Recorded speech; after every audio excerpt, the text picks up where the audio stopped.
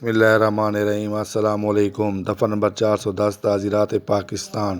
مال مسروقہ کی تعریف۔ دفعہ نمبر 410 تعزیرات پاکستان۔ نمبر 1، وہ مال جس کا قبضہ سرقے کے ذریعے یا استحصال بالجبر کے ذریعے یا سرقہ بالجبر کے ذریعے منتقل کر دیا گیا ہو، اور وہ مال جو مجرمانہ تصرف بیجا میں لایا گیا ہو، جس کے بارے میں خیانت مجرمانہ کا ارتکاب کیا گیا ہو، اسے مال مسروقہ کہتے ہیں۔